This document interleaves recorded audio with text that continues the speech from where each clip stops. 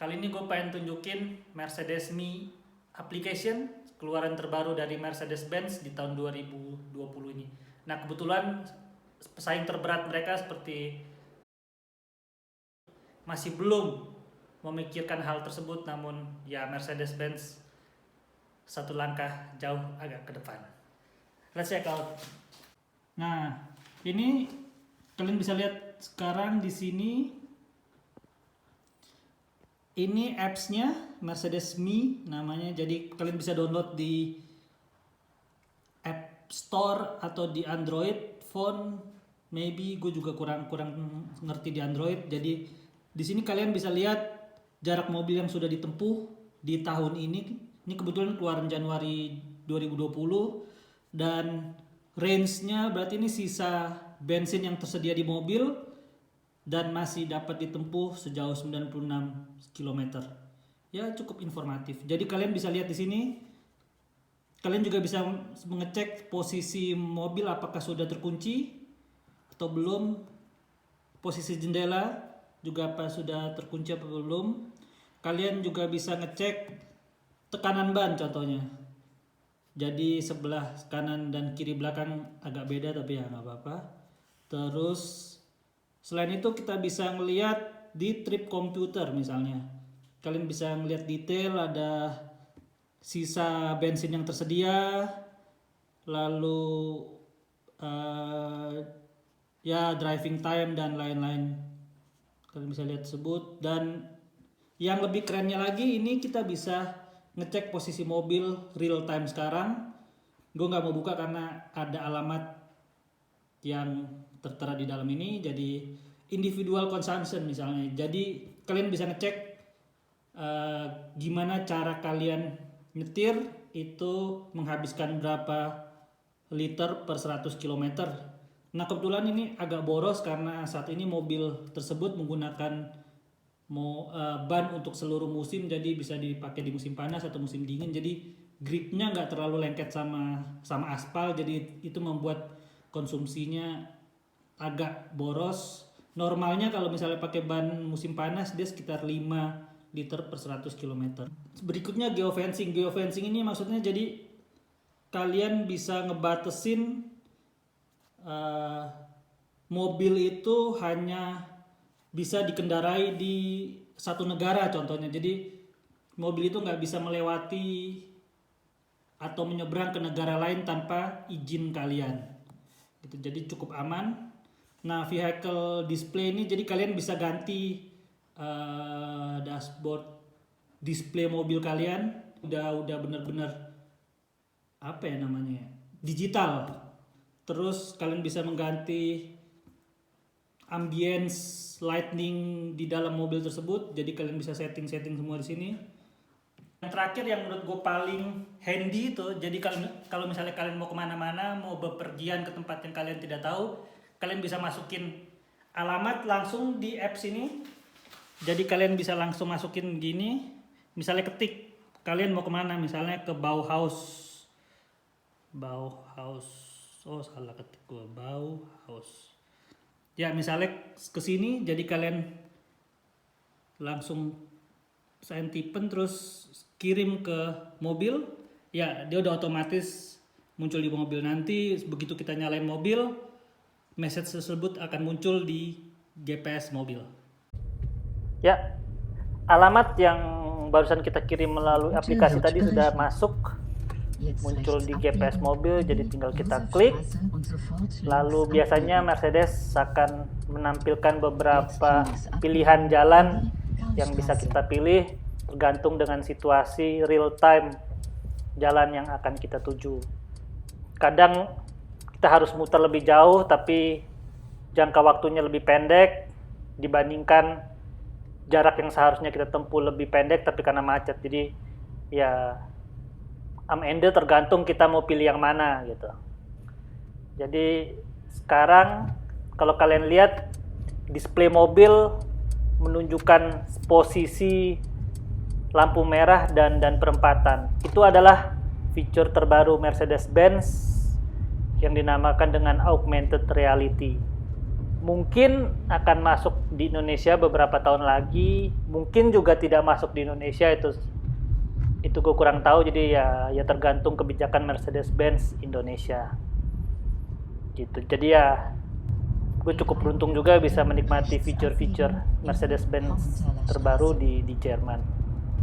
Nah, jadi kalian lihat biasanya augmented reality itu bakal muncul 300 meter atau 200 meter sebelum perempatan atau sebelum belokan ke jalan yang kita tuju. Jadi kalian bisa lihat nama jalan aslinya di display, tapi nggak muncul di jalan yang kalian lihat di depan. Jadi dia ya bener-bener kayak ini virtual gitu.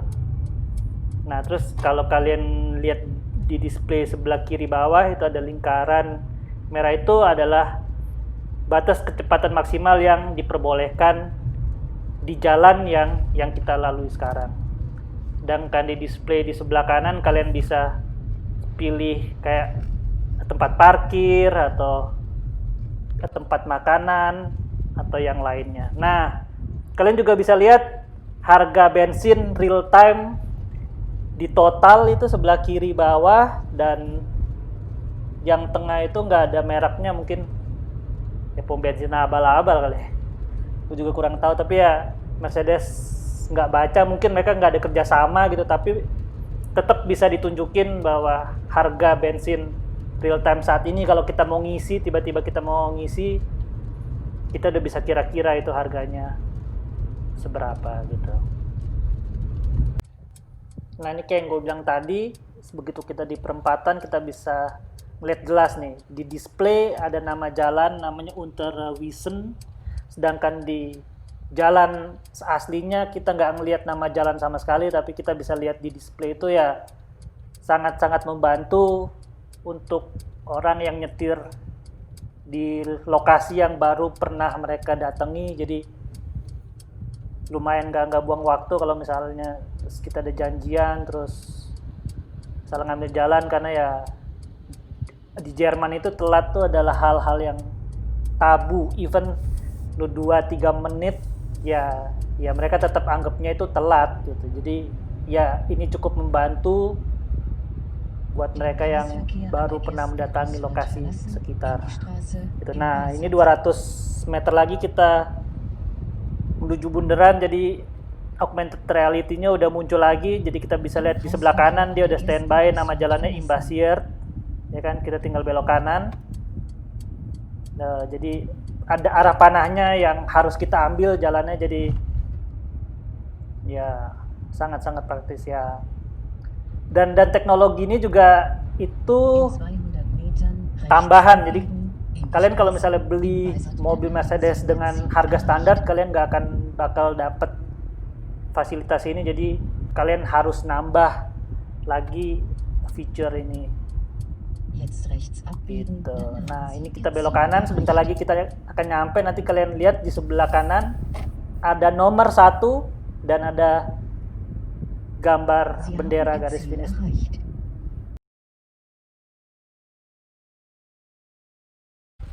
Nah, sekarang gue mau nyoba self parking assistant atau parkir mandiri.